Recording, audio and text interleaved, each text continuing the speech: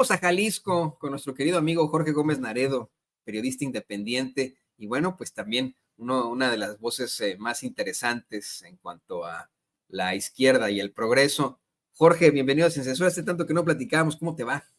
Hola, ¿cómo estás? Sí, hoy no se habían dado las cosas, pero ya estamos acá de nuevo en Sin Censura y muy contento, querido Toño. Oye, pues vamos a hablar, ¿qué te parece de la supremacía constitucional, de este decreto? Pero antes de que vayamos a ese tema, creo que es importante analizar lo que escuchábamos hace unos momentos por parte de la senadora del Partido del Trabajo, Giovanna Bañuelos, una oposición bien desdibujada, bien derrotada, bien desesperada, ¿no? Lo hemos estado tratando una y otra vez. Creo que es importante que podamos. ¿Qué te parece si tú y yo analizamos, vemos y le compartimos al público consentidor de Sin Censura estas imágenes inéditas de un Alito Moreno que o está psiquiátrico o es muy histriónico, va hasta el lugar del presidente de la mesa directiva del Senado, Gerardo Fernández Noroña, a gritonearle pues estupidez y media, exigiéndole que le dé la palabra, diciendo, tú siempre hiciste esto, no, no. Noroña podía gritonear cuando era legislador, Noroña pudo haber en su momento sido muy incisivo en sus debates, pero nunca se le fue a poner así a un presidente de una mesa directiva, ni en la Cámara de Diputados, ni en la Cámara de Senadores. Mira nada más esto que mire, de verdad fue pues parte de los videos virales de anoche, ver a un Alito Moreno desencajado, enfermo, psiquiátrico o bien histriónico. Miren nada más. Respetado siempre para que nos des la palabra. Así ha sido. Ese es un tema, nada Si más. no necesitas, senador Alejandro Moreno, vaya a su curul y dígame desde su curul.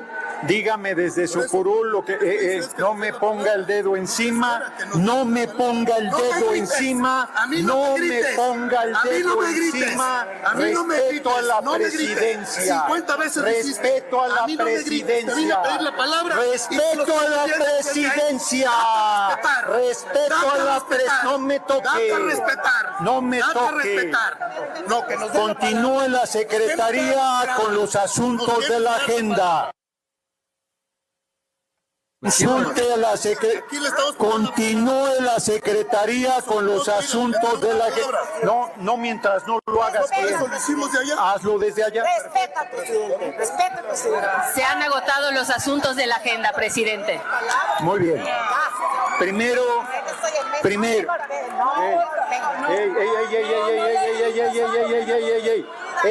Senadora Transvin. A ver. Compañeras y compañeros. Tranquilas, compañeras. A ver, senadoras y senadores, yo he estado otorgando la palabra. La he estado otorgando a todo el que lo solicita. Y sin embargo, ha habido... Bueno, ahí se cortó, pero ahí hablaba Noroña de cómo es que efectivamente, pues a quien le pide la palabra se la da. Y esto fue una evidente provocación, pero insisto, ¿no? Va desde, querido Jorge Gómez Naredo, un problema evidentemente psiquiátrico. Mira, yo no soy psicólogo, psiquiatra, yo mi título lo tengo como periodista, ¿no? Pero sería muy neurótico, ¿no? Ver que esto es pues una persona verdaderamente enferma o un cínico descarado que fue ahí a hacer un teatrito, a exhibirse, ¿no? Como una oposición, como bien decía la senadora Giovanna Bañuelos, desdibujada y derrotada. ¿Qué opinas, Jorge?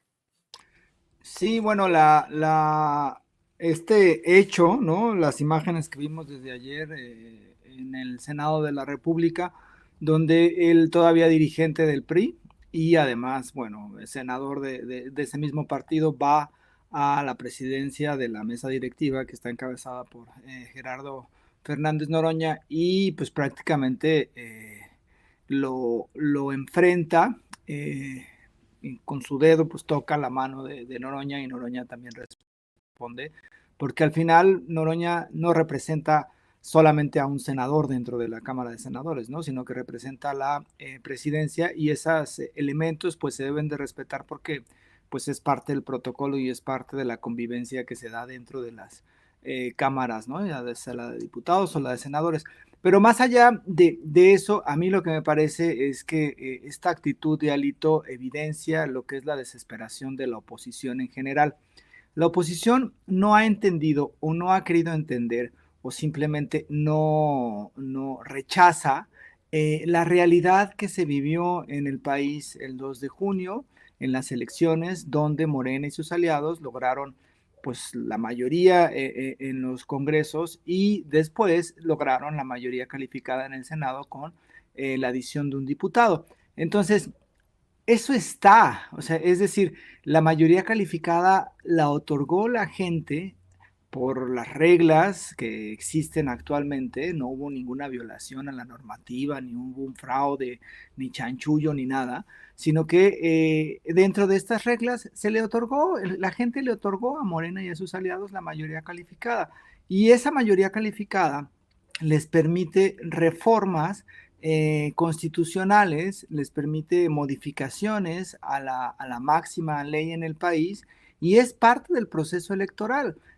No sé si tú te acuerdas, Toño, que en 2006, cuando fue esto del fraude electoral en contra de Andrés Manuel, los panistas y los priistas afirmaban que en democracia se gana con un voto o se pierde con un voto.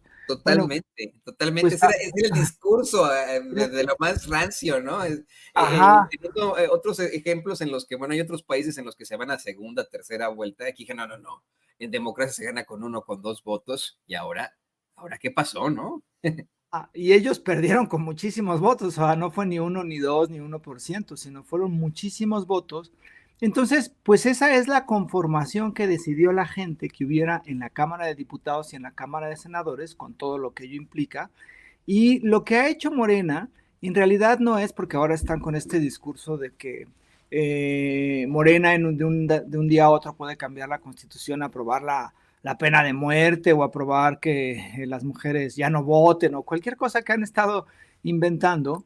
Pero en realidad Morena lo único que está haciendo con estas aprobaciones, Morena y sus aliados, con la aprobación de la reforma al Poder Judicial, con las aprobaciones en materia de vivienda, la que viene, la en materia de energética, ¿no? Con el retorno de la Comisión Federal de Electricidad y Pemex a las manos del Estado.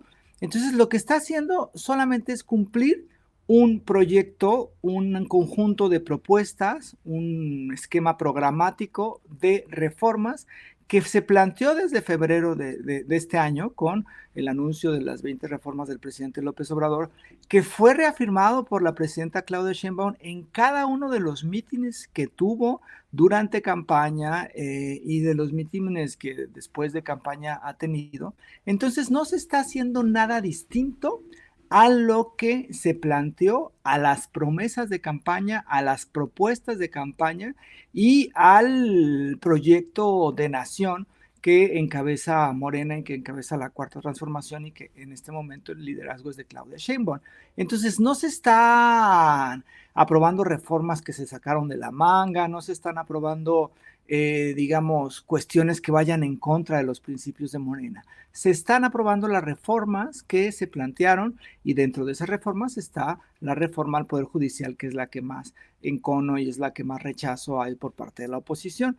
Pero el proceso es simple, perdieron y entonces tienen que entender que perdieron y pueden dar un debate en la Cámara de Senadores como muchos años lo dio la izquierda, que perdía las votaciones pero ganaba los debates y ellos no pueden dar, ellos pueden establecer sus argumentos, pero el que Morena tenga la mayoría calificada le permite hacer eso. Ahora, esta ley, por ejemplo, la de la supremacía constitucional, pues es una reforma que se hace por la intentona del propio Poder Judicial, intentona que buscaba violentar la Constitución, porque la reforma ya no es una propuesta, es una constitución, o sea, ya pasó al plano constitucional. Entonces, es en realidad un esquema que impide que la Suprema Corte de Justicia se transforme en una Suprema Corte de Justicia golpista, ¿no? Que es este planteamiento que hizo el exministro Cosío, donde mencionaba que si en caso de que la Suprema Corte invalidara la reforma y que no hiciera caso ni Claudia Sheinbaum, ni los senadores, ni los diputados, dijo Cosío, pues entonces tendrían que destituirse a la presidenta y a todos los que integran integran, sí, la Cámara de Diputados y de Senadores. Es un exceso completamente. Entonces, para impedir esto, pues se hizo este cambio que en realidad no está ni violando la Constitución, porque solamente se está trayendo una ley secundaria a un plano constitucional, ¿no? Entonces, pues el punto es que siguen sin entender, o siguen sin querer entender, o siguen sin querer asumir que la gente no les dio el voto el 2 de junio, que Morena logró la mayoría calificada y que Morena está aprobando las reformas que la gente quería y que la gente respaldó en las urnas el pasado junio de este año. Sí, y además es que hay que comparar a los personajes, hay que comparar las situaciones, como bien mencionabas, Jorge. Hay que ver lo que ocurría en 2006, 2012, de cómo es que ellos se salieron con la suya, además con tantas infamias. Aquí lo que se está buscando es otorgarle, como bien dices, el poder al pueblo, y se acabó, mientras que ellos nos quitaron el poder, se lo entregaron a las élites, se burlaban de nosotros, siendo mayoría hicieron y deshicieron como quisieron, y ahora, pues así, ver a un Alito desquiciado, pues los exhibe de cuerpo entero en esta desesperación. Pero fíjate, le voy a pedir al equipo que nos grabe las imágenes, esta respuesta que le da Gerardo Fernández Noroña a Alito Moreno. Le refresca la memoria y dice, bueno, sí, me pudo haber cuestionado de X o Y, pero ¿qué autoridad moral tiene este cuate que tiene pedido el desafuero en la Fiscalía de Campeche? Escuche usted. Llevar a cabo. Y además, el desafuero de Alejandro Moreno está solicitado, está en la lista de los 512. Está en la lista. Porque lo solicitó en su momento la Fiscalía de Campeche, si mal no recuerdo. Entonces, ya está solicitado. Tiene que desahogarlo la Cámara de Diputados. Está entre los pendientes. Y francamente yo creo que deberían hacerlo, ¿no?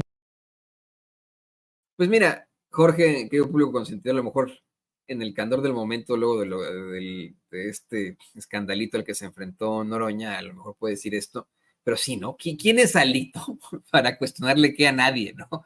Un Alito Moreno que efectivamente se ha acusado de una serie de irregularidades en Campeche como gobernador, al que le salieron propiedades, pero hasta debajo de la lengua propiedades, pero bueno, hasta al estilo la mansión de Michael Jackson en vida, ¿no? Ahí Neverland. Le han salido una serie de acusaciones, grabaciones en las que se ve como amedrenta, extorsiona, cómo llama a matar periodistas de hambre. Bueno, es que son tantas cosas de este cuate que resulta increíble, Jorge, que se mantenga como dirigente del Partido Revolucionario Institucional y que pues tenga algún tipo de relevancia. Anoche, no sé si lo viste tú en las redes sociales, los fachitos intentaron como que darle mucha fuerza a la gritoniza que le dio a Noroña, ¿no? A esta, pues, locura, a esta actitud desencajada, enferma psiquiátrica o tal vez histriónica, ¿no? De ir a gritonearle ahí a Noroña. Me di cuenta, por ejemplo, que en Político MX el encabezado era Alito encara a Noroña. Dices, ¿qué? ¿De qué estás hablando, no? O sea, ¿qué les pasa a los medios de comunicación corporativos y a los fachos en las redes sociales, no? Encara, esto fue una verdadera estupidez de alguien que no tiene, pero una pizca de autoridad moral. ¿Qué opinas, Jorge? Sí, no, bueno, lo de Alito es un pues liderazgo del PRI que está completamente cuestionado por su papel como gobernador, donde, como bien mencionas, pues hay un montón de irregularidades, donde hay un enriquecimiento pues impactante por parte de él y de sus allegados, donde hay grabaciones, donde es evidente que incurrió en casos de corrupción. La gobernadora Laida Sansores los hizo públicos, y no solamente un audio, sino varios audios, donde se pudo vislumbrar pues la forma de operar de Alito, la forma de operar o la corrupción que en realidad ha seguido a este personaje en los cargos que ha tenido. Ahora, bueno, pues tiene fuero, sigue dominando al PRI a pesar de los cuestionamientos que dentro del propio PRI se hicieron a su presidencia, pero al final creo que esto también demuestra la incapacidad de la oposición para crear liderazgos distintos a los liderazgos que ya están estigmatizados como parte de la corrupción o como parte del saqueo que durante años hicieron estos partidos, el PAN y el PRI, a México. O sea, el PRI, ¿qué liderazgos tiene el PRI, no? Estaba viendo que estaba ahí en las imágenes Alito, y atrás de Alito está esta senadora también que era creo que es de Sonora, ¿no? Que creo que también entró por la vía, si no mal recuerdo, plurinominal. No, y perdón que te interrumpa, además que agreden ahí a la senadora Lucía Trasviña, que simple y sencillamente puso ahí a cubrir, ¿no? Y la agreden y todavía sale el muy cínico y de Alito y el PRI en lo general a acusar a Lucía Trasviña de que ella es la violentadora aquí, ¿no? No, está Sí, cabrón. no, es absurdo porque además pues es un show, ¿no? Lo que montan, pero a lo que voy es que la oposición no ha logrado tener liderazgos distintos a los liderazgos que están, digamos, ya estigmatizados como parte del proceso de corrupción y de decadencia que vivió la clase política hace algunos años. O sea, ¿quiénes son los liderazgos del PRI, no? Alito. ¿Quiénes son los liderazgos del PAN? Anaya. Entonces, esta incapacidad de la oposición para reformularse en un contexto distinto al que estuvieron hace unos años, pues es eso lo que nos trae pues a estos personajes que solamente pues quieren mantener su status quo y además pues continuar ejerciendo la corrupción en los pocos espacios donde ya tienen injerencia, ¿no? Y bueno, lo de Alito ayer, pues es simplemente impresentable este show o este enojo que mostró o este enloquecimiento, ¿no? Que tuvo al ir a la Cámara, a la mesa directiva, a la presidencia, y pues de una forma muy agresiva empezar a insultar a Gerardo Fernández Noroña, ¿no? Entonces sí me parece que esto también evidencia no solamente el enloquecimiento generalizado de la oposición, sino que también evidencia la incapacidad de esa propia oposición para tener ciertos liderazgos pues viables políticamente en un futuro. Y después, otra cosa que me sorprende es que me cuestiona porque en uno de sus discursos, Alito ayer en la misma Cámara de Senadores, dice, es que ustedes no lograron la mayoría calificada porque se robaron a un senador, ¿no? Hablando del caso del senador del PAN que se fue a Morena. Pero uno se pregunta, bueno, ¿recuerdan cuando en 2012 la gente votó por el PRD? No sé si se acuerdan, el PRD en 2012 con la candidatura Andrés Manuel, pues ganó varios espacios en las cámaras de senadores, en las cámaras de diputados, y unos meses después de estas elecciones, cuando López Obrador se desvincula del PRD, el PRD pacta con el PAN y con el PRI las reformas de Enrique Peña Nieto, ¿no? Las reformas que llamaron estructurales. Entonces es parte de la vida política. Ese fue un pacto que evidentemente fue un pacto entre los tres partidos políticos y que además mostró que todos eran lo mismo, ¿no? Y que el PRD sin Andrés Manuel López Obrador pues era un partido como lo que resultó ser un partido destinado a la extinción.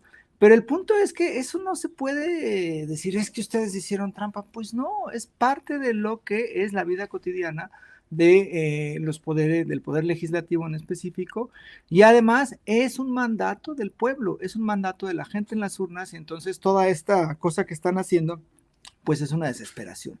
Y me parece que en lugar de replantearse ellos mismos la oposición, qué es lo que pueden hacer en este nuevo contexto donde la gente está mucho más avispada, donde hay muchísima más conciencia política, pues lo único que hacen es dedicarse a hacer estos despropósitos, a hacer estas shows, y que pues lo único que evidencian es que están desesperados y que pues imagínate, ver a Alito ahí gritándole a Gerardo Fernández Noroña, pues es como decir, híjole, hasta este nivel tan bajo cae el PRI en este momento. Pero lo que cuenta y lo importante es que al fin y al cabo se consiguió aprobar también la reforma a la supremacía constitucional. En primer lugar, en la Cámara de Diputados se consigue dar validez a esta supremacía constitucional. No sé si tenga por ahí, don David, las declaraciones que hizo Sergio Gutiérrez. No son breves, para que las podamos ir analizando con Jorge. Miren nada más.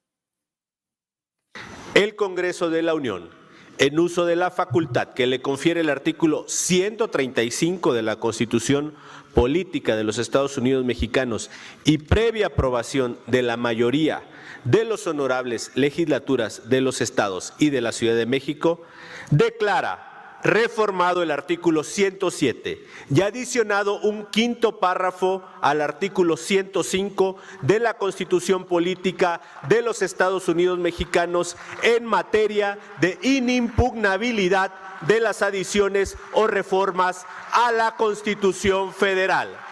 Se remite a la Cámara de Senadores para los efectos constitucionales. Pueden tomar asiento. Pues se remitió a la Cámara de Senadores y esto fue lo que ocurrió después, claro, ¿no? Del drama, el histrionismo ahí psiquiátrico de Alito Moreno. Siento que ahí con estas, bueno, con la aprobación de estas reformas constitucionales para que ya no puedan dejar abajo estas reformas, que ya la reforma al Poder Judicial, lo que tenemos, o sea, imagínate cuál es la podredumbre del Poder Judicial y la podredumbre de estos argucias legales, leguleyas, que para cambiar la Constitución, el proceso que se precisa es un proceso muy complejo. Primero, no solamente necesitas tener la mayoría en el Congreso, sino tener la mayoría calificada. Lograr eso es muy complicado en este país, es muy complicado, y Morena lo hizo.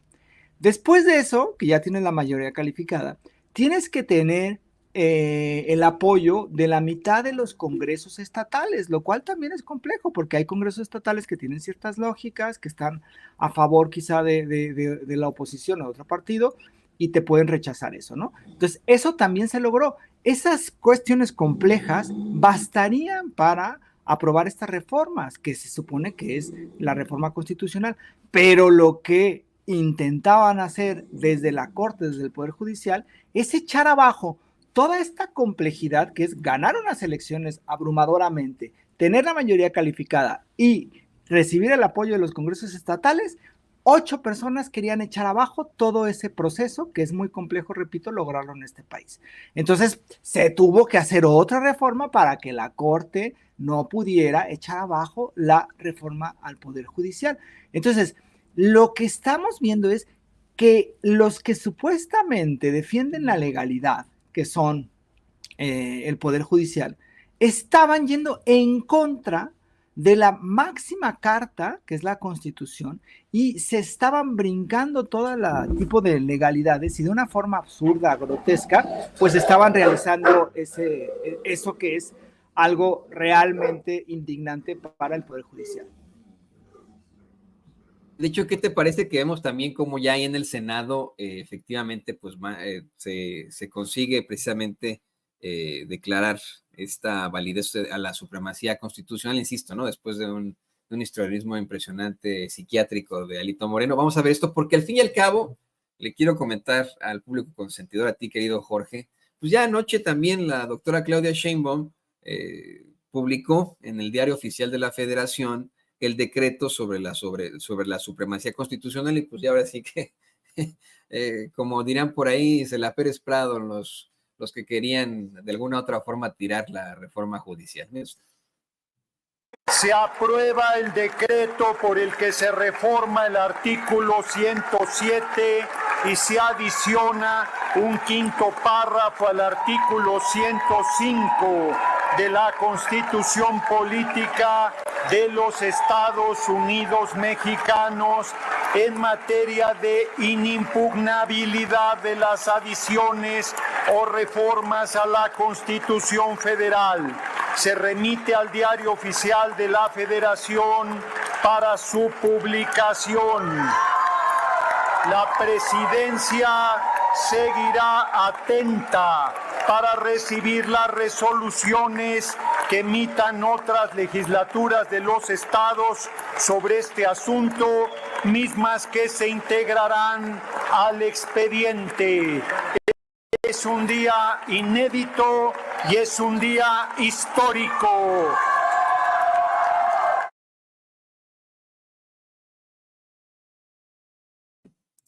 Perdón, es que se me trabó ahí la computadora, no entraba mi audio. Le decía que ahí está, insisto, la doctora Claudia Sheinbaum publica ya el decreto en el Diario Oficial de la Federación. Anoche, ¿no? Según reporta La Jornada, un decreto por el que se establece la supremacía de la Constitución luego de que el Congreso y 23 legislaturas locales aprobaran la reforma al primer párrafo de la fracción segunda del artículo 107 y la adición de un quinto párrafo al artículo 105 de la Carta Magna en materia de inimpugnabilidad de las adiciones o reformas a la Constitución federal. No sé si quieres agregar algo sobre esto, Jorge, porque quiero cerrar con un tema que a lo mejor no te has enterado, pero seguramente te va a indignar a ti y al público consentidor y sin censura, pero no sé si quieras cerrar, no sé si quieras dar una conclusión a este tema específico. No, bueno, pues el punto es que la oposición debe entender que perdieron.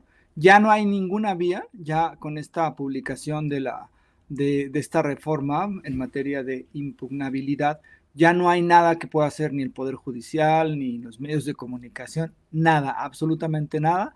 Y este punto en realidad era algo que se necesitaba hacer para lograr la reforma al Poder Judicial. Entonces la reforma al Poder Judicial vamos a tener un Poder Judicial distinto, van a cambiar las reglas en ese Poder Judicial y se espera que poco a poco pues realmente el Poder Judicial pues juzgue y actúe conforme a derecho y conforme también a los intereses del pueblo y no que sea este espacio minúsculo, este espacio que todavía detentaban los de oposición y que por eso están tan enojados, porque pues al aprobarse la reforma pierden el control del Poder Judicial y eso es algo que para ellos les parecía inadmisible porque ellos se sentían dueños de ese poder.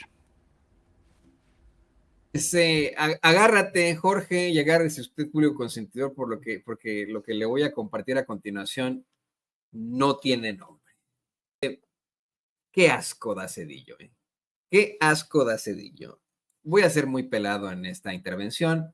Si hay niños cerca, le pido por favor que les tape los oídos o los retire. Acuérdense, este programa es para adultos y aquí usamos mucho, como se dice en inglés, el profanity, las groserías, porque consideramos son construcciones sociales y pues no pasa nada. Y aquí hablamos sin pelos en la lengua, pero qué asco da Zedillo, ¿eh? El muy cabrón no deja de cometer actos indignantes, pero absolutamente indignantes, en medio de un cinismo monumental. Monumental, ¿eh? Mire, este mismo hijo de su mal dormir, que ocasionó que los mexicanos, nuestros hijos y los hijos de nuestros hijos paguemos por los siglos de los siglos las deudas multimillonarias de sus amigos banqueros en los años 90, el mismo culero que disolvió a la Suprema Corte de Justicia en su sexenio y que además entregó Ferrocarriles Mexicanos a una empresa en la que él trabajaría después de terminar su sexenio. Este desgraciado que tiene en pantalla y al que le seguimos pagando una pensión por su gestión, me parece que al frente del Banco de México, creo. No sé en qué estuvo, pero los mexicanos le seguimos pagando una pensión a este desgraciado. Esta momia neoliberal y conocido traidor vendido llamado Ernesto Zedillo acaba de publicar una columna en el Washington Post de lo más indignante. La presidenta de México está enarbolando una crisis constitucional. O sea, es que está de loco, ¿no?